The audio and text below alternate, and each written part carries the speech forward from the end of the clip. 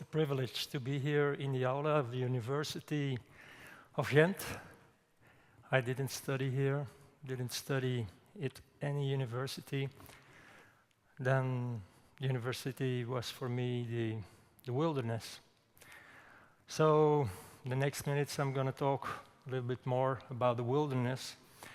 And like I said before, I will say something about the message. The most important message nowadays I can bring is that, where I work or travel, full of passion, there is a climate changing. In here you don't feel it, even though you feel something because it's quite hot here. So I think saying something about feelings, I did my job with a lot of feelings, which without is impossible. The most important thing is to bring it to an audience. I'm in the middle of it. It's an audience that I can see. Mostly it's an audience that I can feel, see. And another privilege. But what is interesting is many people ask me how I make my cover stories, for instance, for the BBC Wildlife magazine. I can give you an easy answer, but the way is not easy. The answer is, I stay long enough in a field, and I go deep enough in the explorations, which I love. But there is a price for it. But that's for later. After that, I make a phone call to Sophie Stafford, ringing. Then I say who I am, 2 seconds, 3 seconds maybe, and then she remembers Guido. Just like that, happy, I'm still alive. Me and my family too, of course. But it's interesting to say something more about the levels of the rainforest. Because working in the canopy was for me once the craziest thing coming up in my mind. But meeting Michel Menin, the world tight rope walker, is famous for his world record. He became a friend after my first visit in French Guiana, and later, like he is very passionate by trees, we became a team which brought us in several parts of the Amazon, Panama, and the explorations were exciting. Everything was exciting up there, because one branch that you can't take at the right moment, and I'm not standing here anymore. That's the truth. Is this a Tarzan story? No.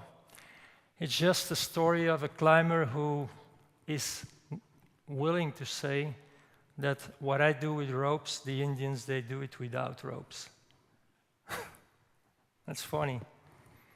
It's funny for me because once I had like a platonical love feeling for Omentoke, which you saw in the pictures. And when Omentoke was seeing that I was sweating, which Indians do not have the same skin like we, and they don't sweat the same way. They have not the same fears as we, because of course I feel some fears when I'm there. But there is a balance to transform myself into a creature who loves the rainforest. But the rainforest doesn't love me always. I say this because of many bites. When you're up there in the canopy, there is something that I can describe. Clouds of black flies. They love me. Exactly at the moment that black flies are sucking my blood, it's always the same, that something very exciting in front of the camera is happening. But coming back, returning to Omentoke, when she sees that I'm sweating, she starts looking around to see which tree the millions that surround us is the best.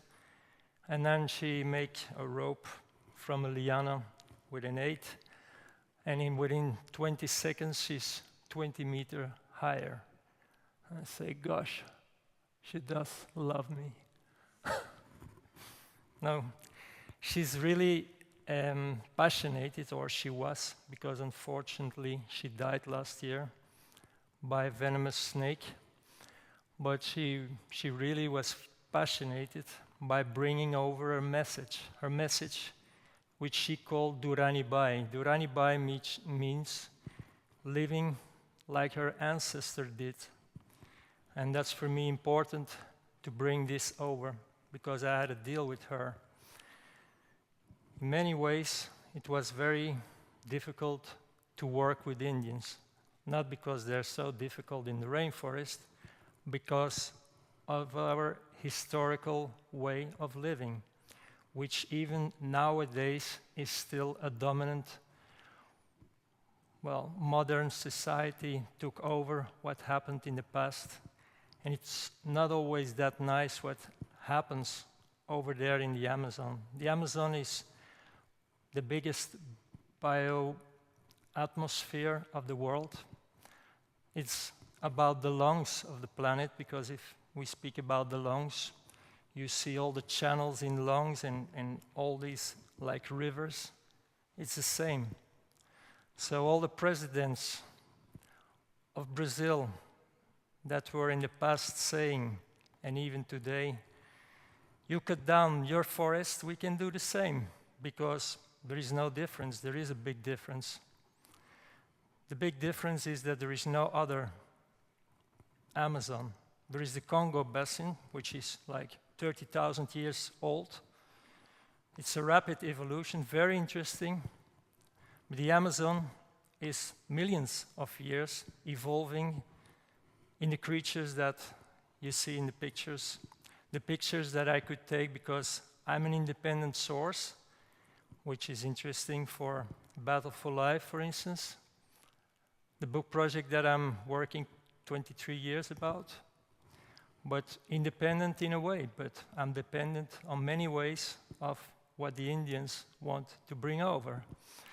Well, to say again about Omentoke, for her was the way to make the deal, like show the rest of the world how we live and how we want to continue living.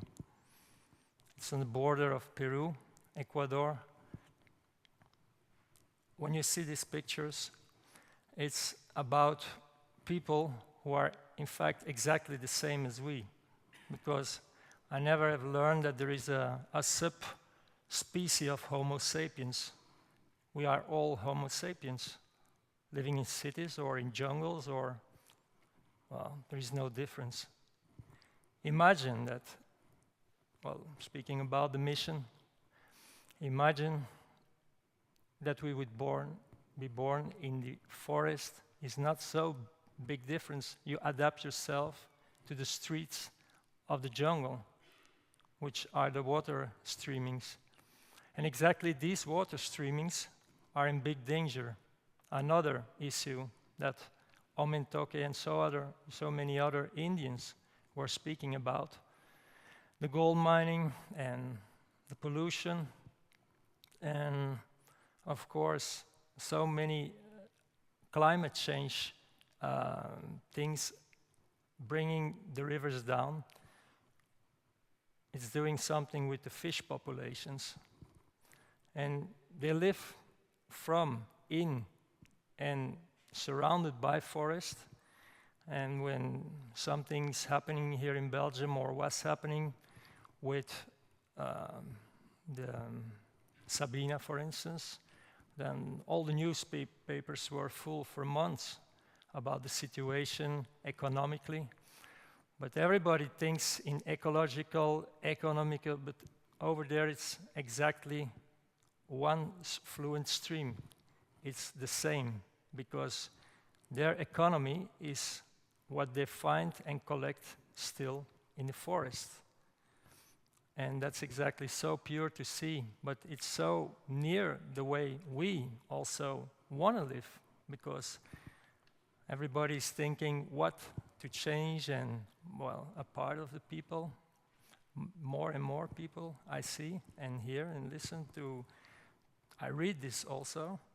So I really believe that there is a change happening, but the shift must go faster, and it's all about information. The information that I bring you over now, it's about deforestation at the end, is always at the end, because I love to see and to show the biodiversity with full colors.